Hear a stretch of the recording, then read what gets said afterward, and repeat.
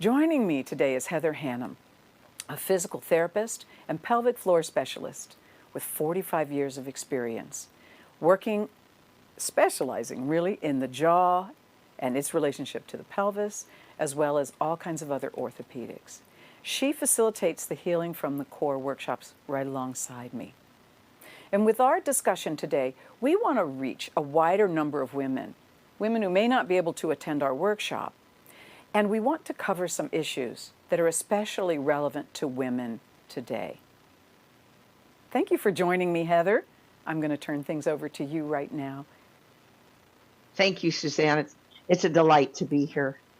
So from sunny Oregon City, Oregon, I wish you good morning. So today we're going to talk about self-advocacy with a doctor or a nurse practitioner.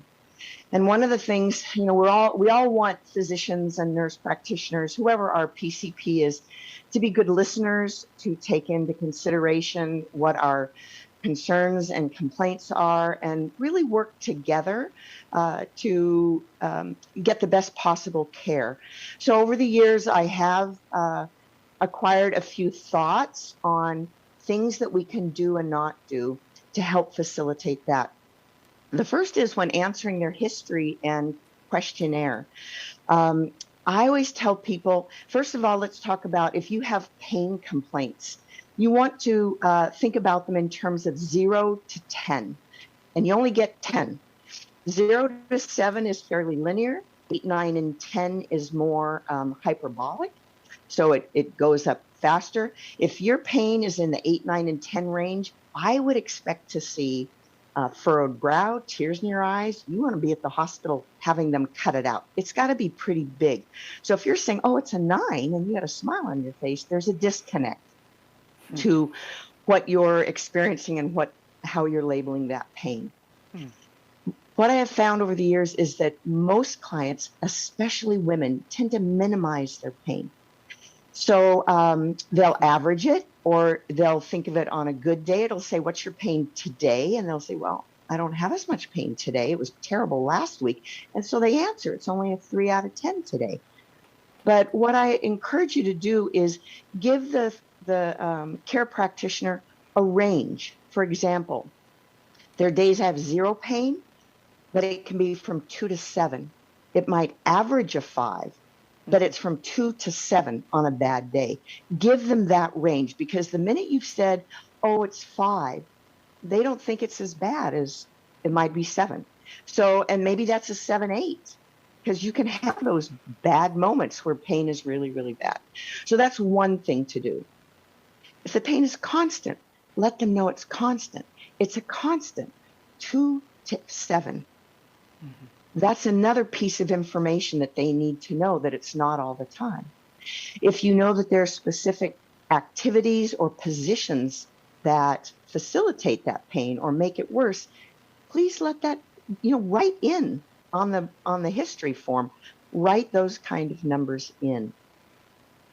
If you can be specific as to the type of pain you're experiencing, deep, dull, sharp, burning, fire, achy, numb, that also gives information that's different than I just have pain. So we know that burning is often associated with nerve pain, for example. And as a PT, I never want to hear numb.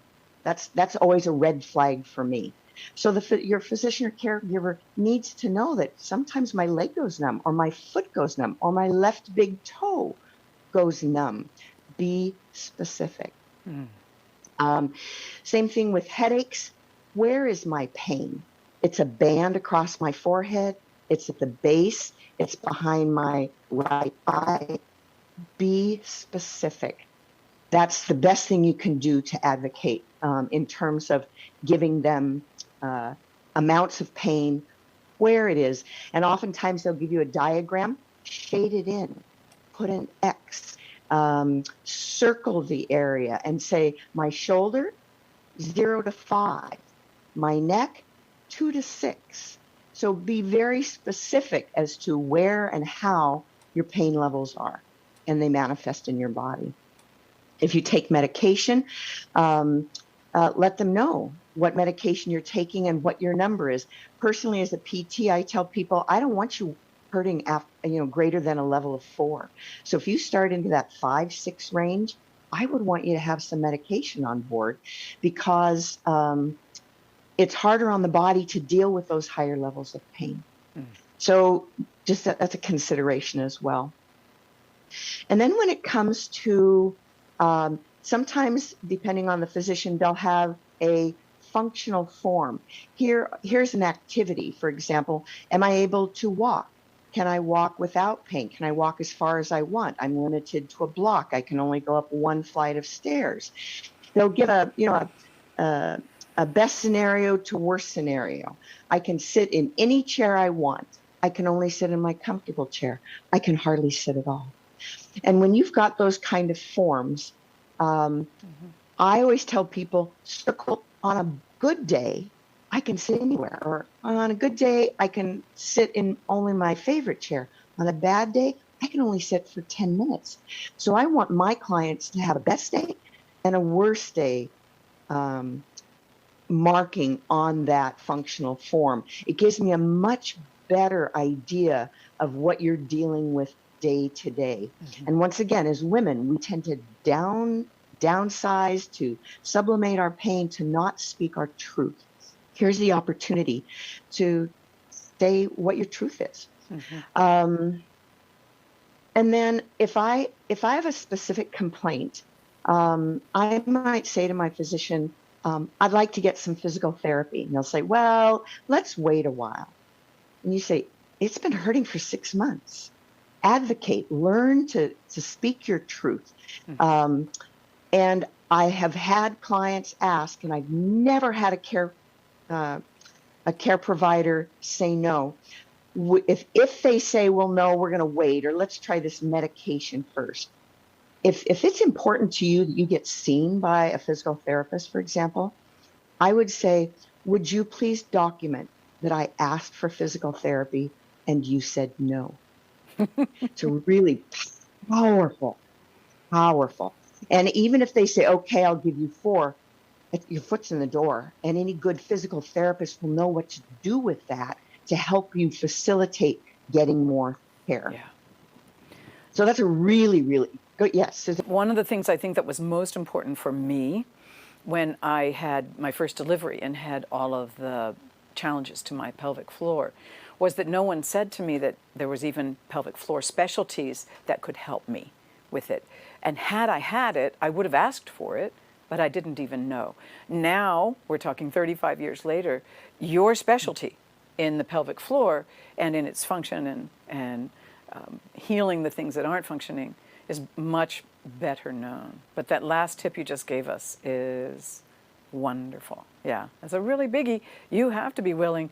There are many things that women don't actually advocate for themselves on, and we're going to be talking some more about those as we go into some of our other situations and topics that you and I are going to cover together. Yeah, is there anything you'd like to add to wrap up? Let's see. I think it's fair to ask, again, for physical therapy. And if they hedge or they say, well, let's try this anti-inflammatory or this pain medication first, you can say, thank you.